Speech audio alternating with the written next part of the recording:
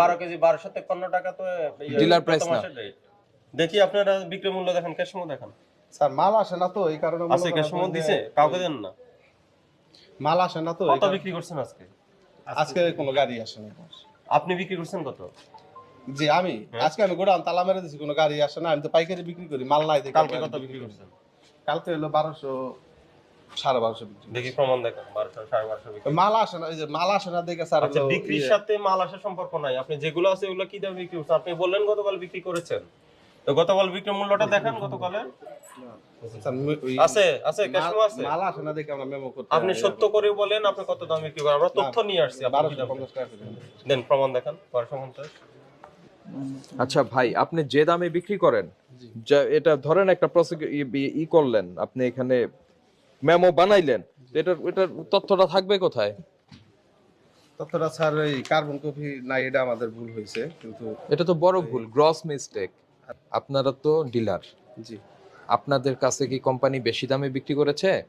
না, কোম্পানিতে বেশি দামে বিক্রি করে। তাহলে ক্রাইসিস হলে আপনারা কেন দাম বাড়িয়েছেন? না, আমরা দাম বাড়াই নাই তো, আমরা দাম বাড়াই নাই, কিন্তু আমাদের মালটা স্টকে নাই। এই যে সবগুলা বোতল আমাদের স্টকে না থাকলে বিক্রি হবে না। মানে মাল কোথায় আছে? বিক্রি নাই তো। মাল আছে কোথায়? কোম্পানি থেকে আসলে বিক্রি হয়।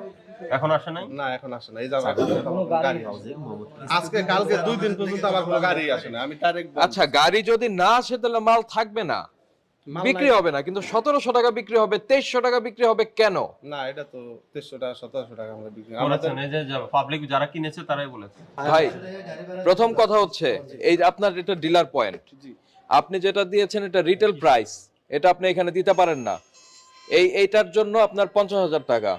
তারপরে আপনি আপনার এই ভাউচার যে ঠিক মতো মেনটেন করছেন না, এই জন্য আরো 50,000 টাকা, 1 লক্ষ টাকা আপনাকে ফাইন করা যায়। আমরা আপনাকে আজকে 50,000 টাকা ফাইন করছি। আপনি জরিমানা করে অ্যারেঞ্জ করেন, জরিমানা পরিশোধ করেন। আর আজকে থেকে যেটা সরকার দাম নির্ধারণ করবে ওই দামে বিক্রি করতে হবে। আপনি যেহেতু পাইকার ডিলার, আপনার থেকে আরো কম দামে যাবে। এটা হবে যারা সাধারণ নাগরিক যারা কিনে নেয় তারা এই দামে। শোনেন, নতুন না, এটা হচ্ছে 2রা ডিসেম্বরের, এবং পরবর্তী আদেশ না হওয়া পর্যন্ত তা বলবৎ থাকবে। হ্যাঁ, এটা 2রা ডিসেম্বর 2025 তারিখ সন্ধ্যা 6টা থেকে কার্যকর। আর নতুন এই মাসেরটা না আসা পর্যন্ত এটাই কার্যকর থাকবে। কথা হলো, আমি 5টা গ্যাস আমার প্রয়োজন, আমি 3টা পাচ্ছি, ধরে নেন 3টা। আপনাকে কি কোম্পানি বেশি দামে বিক্রি করেছে? না, বেশি দামে বিক্রি করে নাই। তাহলে 3 জন গ্রাহক এই দামেই পাবে। কিসে পাবে? যেটা সরকার নির্ধারণ করে দিয়েছে সেটাই পাবে। 1 টাকাও তার বেশি নেওয়ার কথা না।